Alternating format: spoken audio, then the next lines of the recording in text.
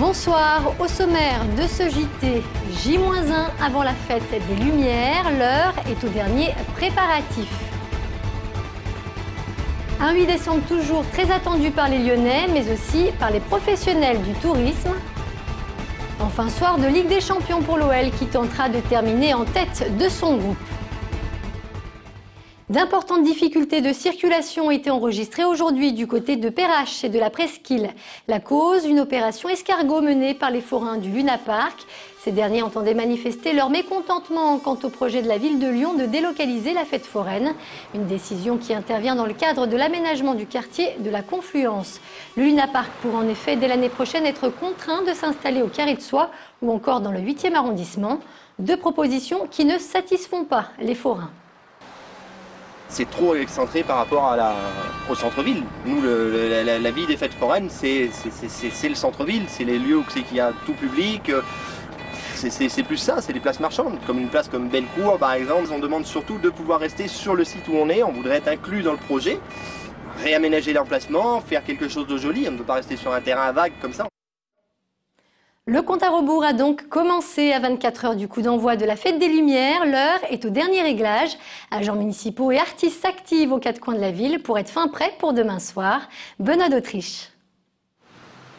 En Presqu'île, il y a des signes qui ne trompent pas, il va se passer quelque chose. Accueillir 4 millions de visiteurs, ça se prépare à l'avance. Alors jusqu'à demain, les agents de la ville de Lyon sont sur le pied de guerre. Première mission, faire de la place. Depuis ce matin, on doit être à 25-26 à peu près. Là, c'est tout un site où quand il y a vraiment beaucoup de monde, ça nous permet de faire évacuer la foule et de libérer le quartier. Donc c'est pour ça qu'on enlève toutes les voitures. Le dispositif est mis en place toutes les nuits.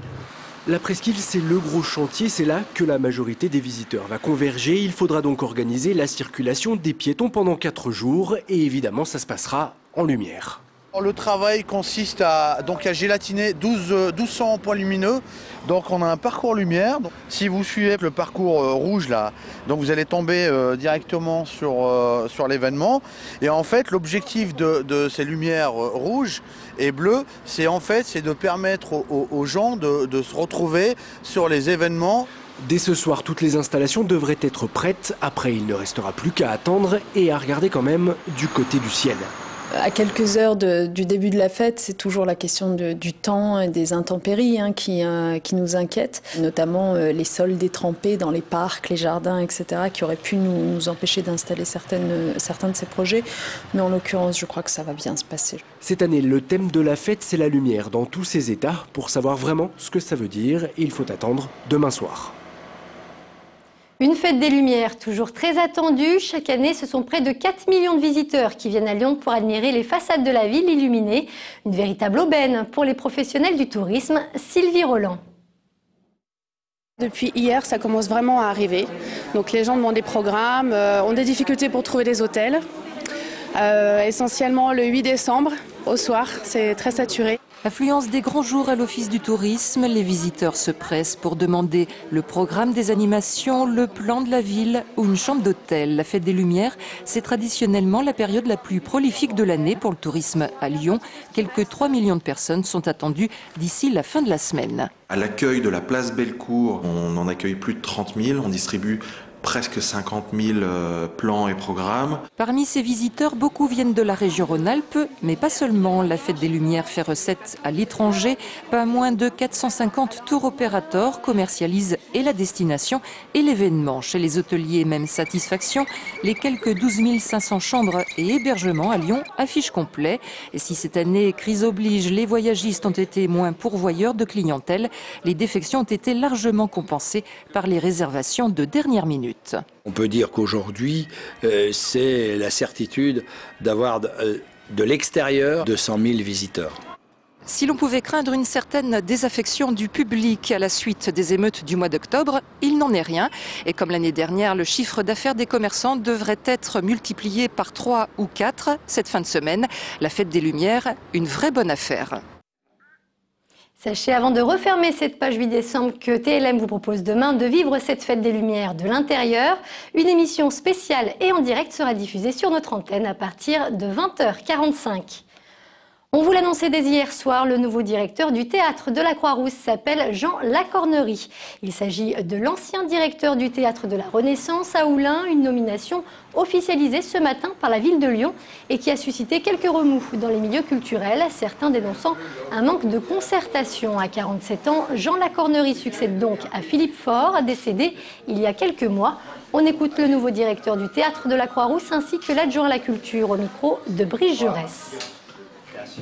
Je crois que c'est effectivement un grand directeur de théâtre, donc lui succéder est un honneur en effet. En même temps c'est formidable parce qu'il laisse aussi un théâtre qui est dans une très grande dynamique. Donc d'une certaine façon je pense que ce sera plus facile pour moi. Si on a mis 3 mois pour choisir le nouveau directeur de la Croix-Rousse, c'est bien que j'ai été amené à échanger. Alors c'est vrai que nous n'avons pas fait une réunion avec des appels à candidature où chacun passe devant un jury. On n'a pas fait ça parce qu'il n'y avait pas lieu de le faire.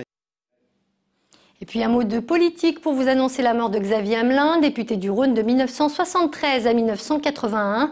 Ingénieur chimiste de formation, il était le père de l'actuel conseiller municipal de Lyon, Emmanuel Hamelin. Il a également occupé des fonctions au sein du Conseil général du Rhône et du Conseil régional. Xavier Hamelin avait 88 ans.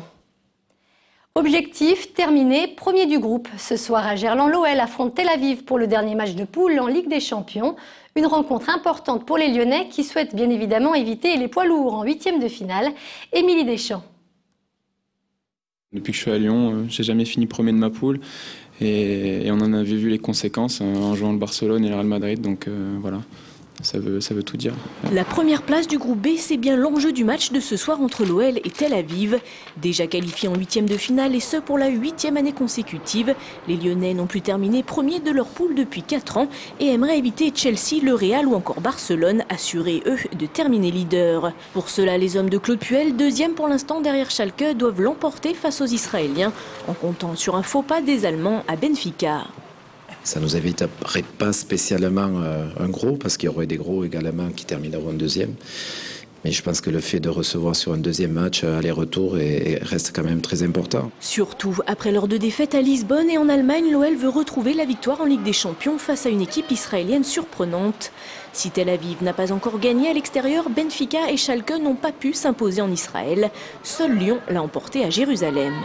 Au final, le résultat de la poule va se jouer sur les points que Schalke et Benfica ont laissés chez nous en Israël. Et je pense vraiment que Lyon est la meilleure équipe de ce groupe. Ce soir, l'enjeu est donc grand pour les 2 équipes. Tel Aviv peut encore espérer jouer la Coupe de l'UEFA et Lyon doit absolument s'imposer pour aborder de la meilleure des manières les 8e de finale, dont le tirage au sort se déroulera le 17 décembre prochain. De son côté, l'Asvel se déplace ce soir à Istanbul pour leur 4e match d'Eurocoupe. Les Villeurbanais retrouvent le Beşiktaş, une équipe qu'ils ont battue la semaine dernière à l'Astrobal. Une victoire qui est ce soir encore impérative pour les Verts, puisque les hommes de Nordin Grip doivent au moins remporter 2 de leurs 3 derniers matchs s'ils souhaitent poursuivre leur parcours européen. C'est la fin de ce JT, merci de nous avoir suivis et on se retrouve très vite pour un nouveau point sur l'information. Très bonne soirée sur TLM.